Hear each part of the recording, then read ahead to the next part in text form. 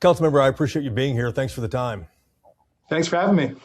You choose the label Democratic Socialist. Tell us what that means in plain English. I'm a Democrat, am a Democratic Socialist. The two are not in contradiction.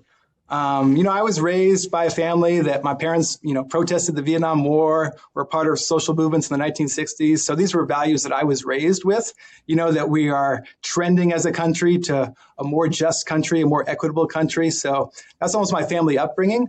But to me, these are things that are very popular and very needed, because right now what's happening in America is there's a greater concentration of wealth. Right in my backyard is the first trillionaire that's ever existed in human history. And there's no way to be a just trillionaire. The only way you get there is by extracting wealth from other working people, by polluting the environment, by frankly ripping off the government. That's the only way you can concentrate so much wealth in one person's hands. And so I think there's a greater resentment that so much money is concentrated in the hands of so few. And this is a part of the movement to counteract that. And can you tell us one thing you've actually accomplished in Austin that you would describe as a democratic socialist ideal there on the council? I can talk about several. I think paying our city workers more so they can afford to live in the city is a democratic socialist program.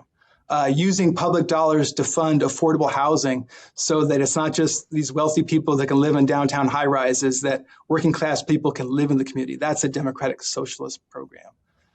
Frankly, fighting for privacy is a big concern right now. We've had these, license plate readers and surveillance programs and flock safety. And in Austin, I led the effort to discontinue those programs and to end our contract with Flock to prevent surveillance, invasion of our privacy for corporate profits. That is also a democratic socialist program.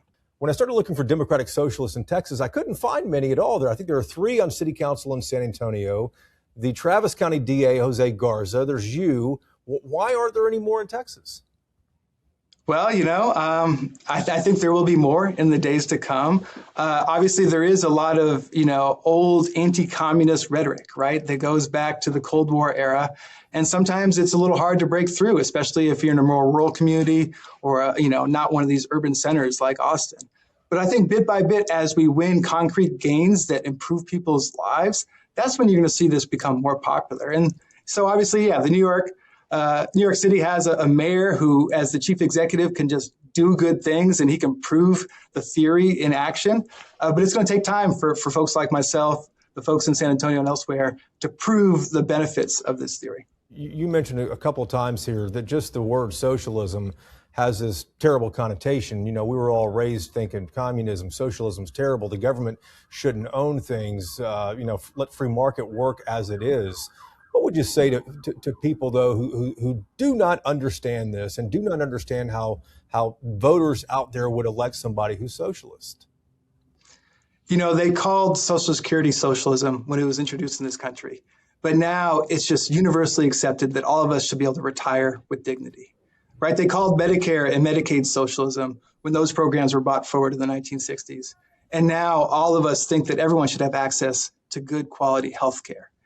Public education for some might be considered socialism. The idea that for no money at all, we should be able to go to the neighborhood school and get an education and have opportunity in society. And so that's what we're fighting for, basic human rights, basic human goods, so all of us can thrive, so we don't have to worry about our neighbor being out on the street, not having enough money for food.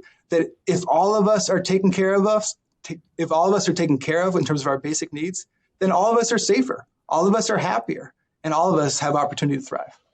Councilmember, it's good to talk to you. Thank you for the time. Thank you so much. Appreciate your time.